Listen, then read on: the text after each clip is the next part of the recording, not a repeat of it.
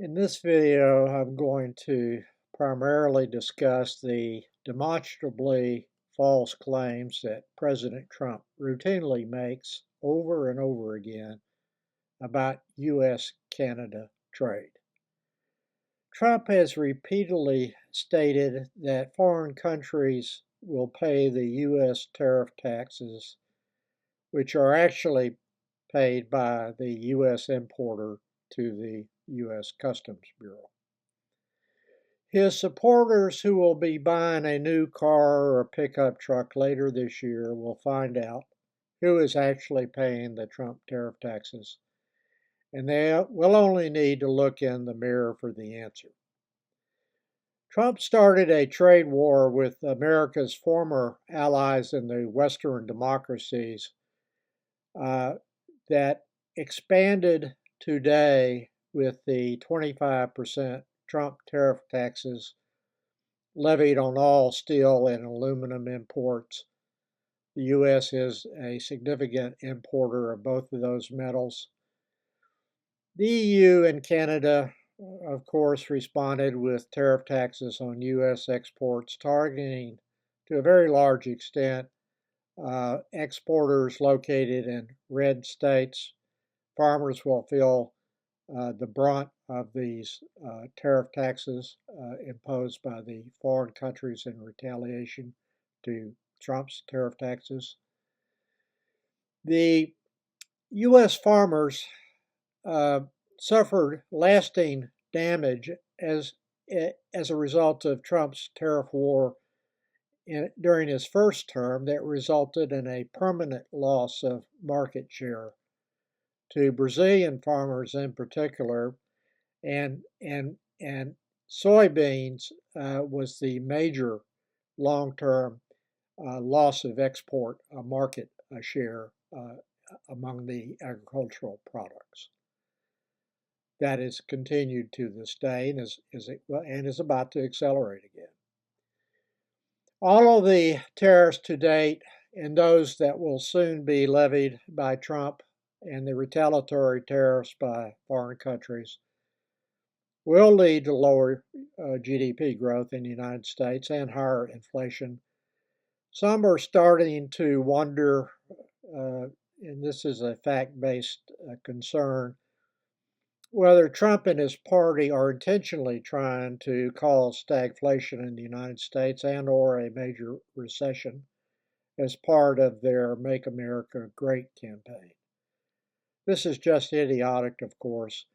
Even if Trump is successful in forcing more manufacturers to locate factories into the United States, which is his goal apparently, the number of new jobs in the manufacturing sector will be relatively insignificant in a service-based economy, but will cause harm to everyone else in the way of long-term higher prices for products. Trump does not do balancing of risk and rewards. Doesn't even try to do it as far as I'm concerned. The trade war with Canada started based on Trump's false claim that there was a major problem with illegal immigration and fentanyl shipments across the Canadian border. I suspect that most Americans know that is not true. This was just a pretext for starting the trade war with Canada. Canada has pointed out that the U.S. is a net exporter of illegal immigrants and fentanyl to Canada.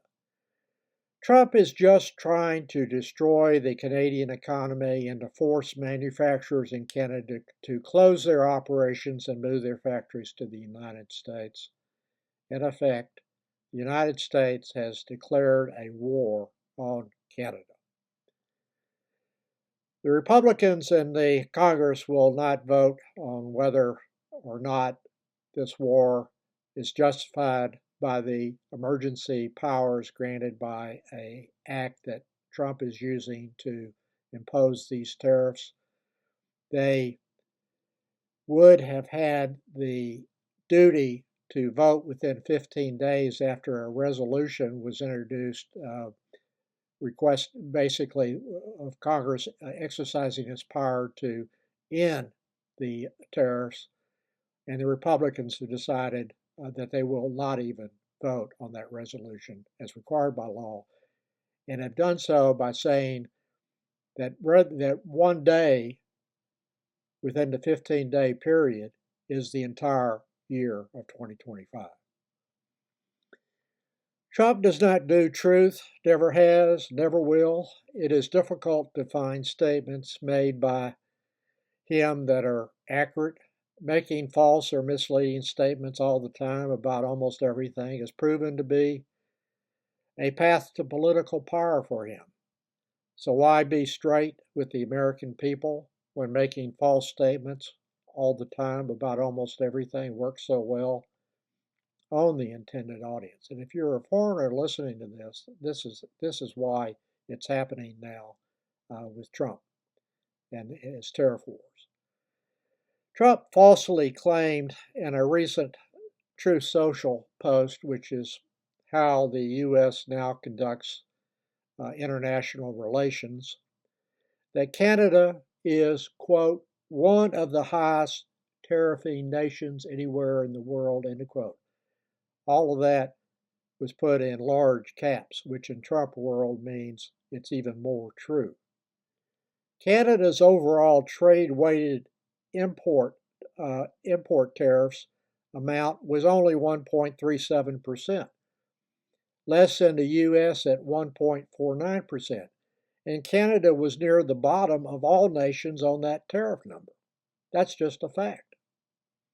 So it's just false to say it's the highest tariffing nation anywhere in the world. He makes those kind of false statements in order to justify what he's doing to Canada. Trump further misled the public when he claimed that he had taken care of Canada's dairy tariff when he left office, and then Biden had allowed Canada to raise it. This is just another demonstrably false statement. The dairy tariff has not changed since Trump allowed the tariff during his first term in the USMCA trade agreement that he negotiated and signed into law. Into law. And needless to say, Trump does not mention that Canada allows a specific quantity of dairy products into the country tariff-free. And U.S. exporters are not hitting that tariff-free maximum now. So no tariffs are actually being paid by Canadian Canadian importers of U.S. dairy products. They're not actually being paid at all. But you would not know that reading Trump's statements on the issue. He just leaves that out. It's one of the ways he misleads people all the time. The reason for the limit is that the massive financial support given by the U.S. to its dairy farmers results in overproduction. Trump also falsely claimed that Canada does not, quote, take our agricultural product for the most part, end quote. In 2024, Canada was the second largest importer of U.S. agricultural products. The trade war will reduce Canada's imports of farm products since tariffs are now being applied in retaliation to Trump's tariff taxes on U.S.